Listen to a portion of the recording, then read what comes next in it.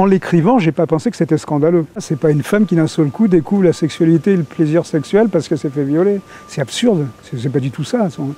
Il se trouve que c'est une femme qui se fait violer par un homme et qu'entre-temps et parallèlement, elle a des relations amicales et plutôt agréables avec quelqu'un qui habite à côté de chez elle, qu'elle présente à sa famille, qui vient manger chez elle. Donc voilà, il se trouve qu'à un moment, elle va découvrir que le type qui l'a violée, contre lequel d'ailleurs, j'ai essayé, peut-être pas à suffisamment de talent, mais à bien montrer qu'elle n'accepte pas ça. Elle n'est pas en train de se dire « ah, c'est pas mal quand même ». Non, elle est prête à le tuer, à faire... il y a tout ce truc avec son père aussi, donc il y a une espèce de... Donc elle n'est pas du tout en position d'accepter ce genre de choses. J'ai pensé à cette histoire de viol parce que j'ai vu récemment, j'avais pas vu le film de Virginie Despentes, Baise-moi, et il y a une scène de viol que vous devez connaître qui est abominable.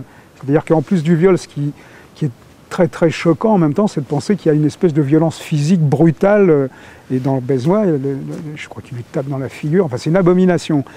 Mon idée c'était bon, cette femme elle se relève. Et comme je progresse toujours par... j'ai une phrase comme ça, j'en ai une autre qui vient après. J'ai pas du tout l'idée d'écrire un viol, mais comme ça avance tout doucement vers quelque chose, elle s'est simplement éraflée la joue, elle se réveille un peu, donc moi je me dis, bah, elle n'est pas blessée, ça ne va pas se terminer à l'hôpital comme beaucoup de viols. C'est pas un de ces viols comme on en connaît dans 80% des cas, c'est la femme qui est violée par son mari carrément. Là c'est simplement, elle a subi une expérience plutôt très désagréable, mais elle n'a pas été violentée et elle ne sait pas qui c'est. C'était les deux points de départ. Pas de violence, elle a simplement été tenue, donc on l'a forcée dans l'acte sexuel. Et il n'y a pas d'hôpital derrière ça. Donc voilà, c'est pour ça que je n'ai pas trouvé que c'était scandaleux. Simplement, j'essaye toujours de mettre mes personnages dans des positions un petit peu extrêmes pour que les réactions soient intéressantes. C'est pas un livre sur le viol. Enfin, de mon point de vue, c'est pas ce que j'ai essayé de faire. Oui, c'est un révélateur, puis c'est en même temps tout de suite prendre les personnages et les mettre dans une situation particulière. Ça, c'est toujours important pour moi, et toujours mes romans démarrent un peu rapidement parce que, je sais pas, on me reparlait d'un roman parce que je les mélange tous. On me disait, mais tu sais, ce roman qui démarre avec la mort du fils qui se suicide. Et je disais, mais qu'est-ce que c'est? J'ai écrit un roman avec un fils qui se suicide. Et je me souvenais plus. Et c'est vrai que c'est tellement immédiat. Voilà, on évacue ça. On n'est pas là en train de se dire, aïe aïe aïe, comment réagit un père à la mort de son fils dans l'immédiat. C'est quoi? Il va le prendre dans ses bras, il va le porter, il va appeler police secours. Ça m'intéresse pas. C'est simplement, voilà, on évacue ça, il y a une mort terrible, voilà. Là, il y a un viol, on évacue, c'est ça. Donc après, on passe un peu à autre chose. J'essaye aussi d'ancrer un récit qui, a priori, peut sembler un peu irréel ou pas très vraisemblable, dans une réalité, ce qui fait qu'on ne sait plus très bien.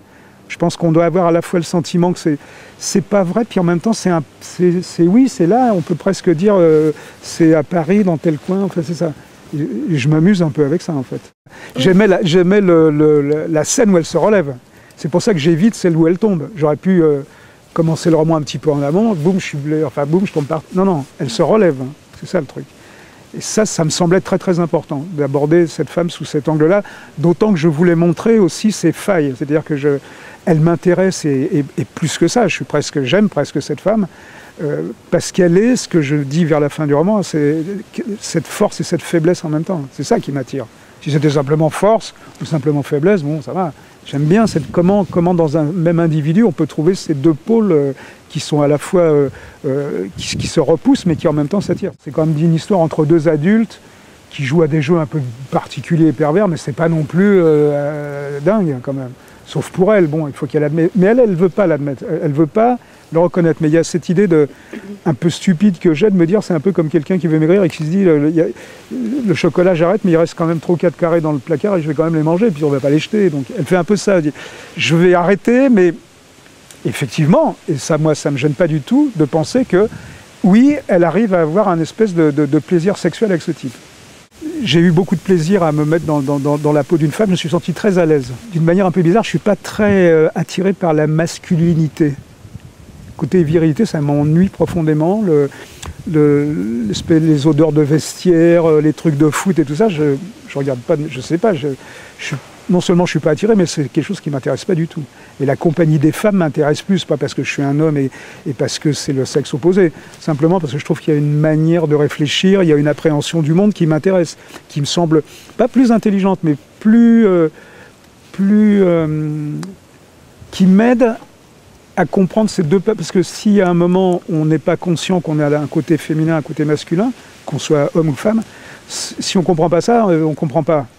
Moi, évidemment qu'en tant qu'homme, c'est plus pesant pour moi le côté homme, donc j'ai besoin de prendre quelque chose qui ne m'intéresse pas et ça adoucit ou ça me permet d'approfondir, parce qu'en tant qu'homme, j'ai du mal... Je trouve que les hommes sont très très basiques. Beaucoup de mes personnages ont toujours des problèmes d'identité. Et l'identité, à mon avis, elle ne peut être révélée que dans la mesure où il y a un retour des autres. Si on est tout seul, je crois qu'il y en a peut-être qui arrivent, mais moi j'ai besoin des autres pour comprendre qui je suis. J'ai besoin des autres pour savoir si je suis un amant, un père, un copain, un ami. J'ai besoin de tous ces trucs-là. Et souvent, c'est les femmes qui me renvoient cette image-là. Donc c'est simplement pour moi, pour savoir... qu'est-ce que je suis d'une manière un peu plus globale et en essayant justement d'aller creuser du côté féminin qui a priori n'est pas mon côté à moi, mon côté naturel.